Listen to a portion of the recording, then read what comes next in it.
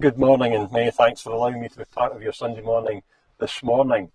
I wanted to turn to one of the great Old Testament characters this morning, a man called Jacob, a man who discovers a new dimension to life, something that he never ever thought possible before, a new way of looking at life, a new depth to life. I suppose that we're all the same and that we're familiar with the world around us, and we become familiar with the world around us, and we think of it in 3, maybe 4 dimensions: length, breadth, height, and time. And yet, you know, there is more than you and I can see. There are other dimensions, and it's interesting that in the 21st century that we live in at the moment, that not only do Christians understand from the Bible that there are more dimensions than the one that we see, but it seems that science, in a sense, has caught up with its modern theories, that perhaps we only see a tip of the iceberg of reality. And I know, for example, that the new CERN collider that they've built in Switzerland, that they're looking for these extra dimensions beyond the physical that we're familiar with at the moment. Well, in Genesis chapter 28, this man Jacob, a man who is very, very human, very down to earth, he discovers a dimension that he had never thought possible. I'm just going to read a couple of verses from Genesis 28. Verse 12 says, "And he dreamed, and behold, a ladder set up on the earth, and the top of it reached to heaven, and behold, the angels of God ascending and descending. And Jacob awaked out of his sleep, and he said, Surely the Lord is in this place, and I knew it not. And he was afraid and said, How dreadful is this place! This is none other but the house of God, and this is the gate of heaven. And Jacob rose up early in the morning and took the stone that he had put for his pillows and set it up for a pillar and poured oil upon the top of it." So Jacob, one of the great characters in the book of Genesis, but maybe different from the other ones in that he's very much human, very much down to earth. He's got all of the faults and failings that maybe you and I have. He's not an individual that you would think of as having superhuman faith or superhuman holiness, but he's got lots of failings and lots of faults. He's a man that knows that there's a God. He'd heard about the God of his father and the God of his grandfather, a God that called Abraham out of Ur of the Chaldees away from idols, but he's never had a personal experience of God himself. And in Genesis 28, as in a sense he's on the run from all of the mistakes that he's made, God speaks to him and opens up a 5th dimension.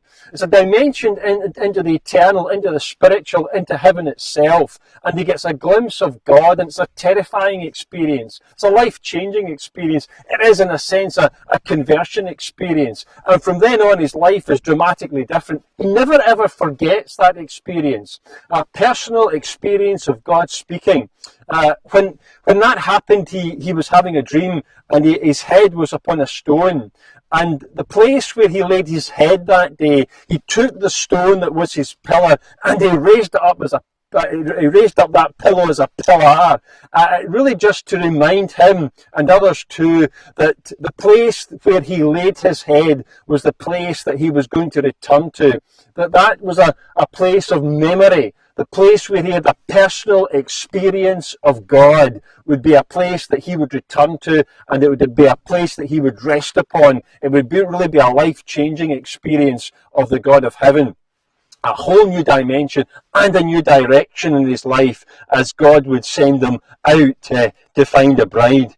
But you know, in this chapter, Genesis 28, we not only find that new dimension to the world round about us as the gateway opens up into heaven, but we also have a pointer, a really important pointer, as to how that can happen for each of us. Because that theme that Jacob discovered in Genesis 28 is a theme that runs through the Bible. A theme that whilst God is in this extra dimension, the eternal, the spiritual, the heaven of heavens that the Bible speaks about, he's also a God that is interested in communicating with us, a God who's interested in opening up a doorway or a gateway into his presence. And the theme of the scriptures runs from Genesis right the way through to the end, and you will find as you work your way through the Bible that this is a consistent theme, that there is a gateway, there is a door that you and I might be able to know God. There is a ladder, in a sense, between earth and heaven. It's a ladder that God himself sets up. And as you work through the scriptures, you'll find that, of course, in the person of Jesus Christ. In other words, the experience that Jacob had, a personal experience of a gateway opening up, a glimpse of the holy, a glimpse of the divine, a personal encounter with God, is an encounter that you and I also can have.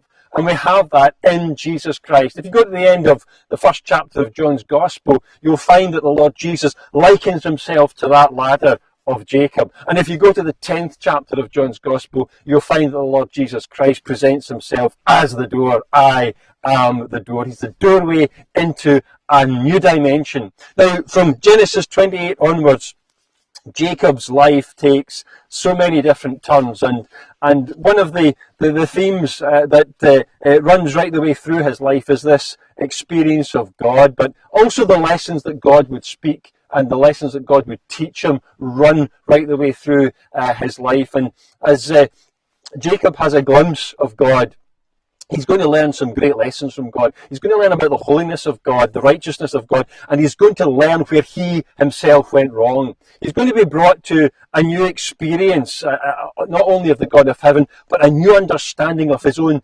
sin, of his own fallenness, of his own weakness, and he's going to taste the bitterness of his own decisions before eventually God would bring him back to this really precious place, Bethel, the house of God. What an experience he had, a new dimension, an experience that God is able to open up for us in the person of Jesus Christ as we take a personal step of faith in trusting him. Thanks very much for allowing me to be part of your Sunday morning this morning. Thanks. Have a good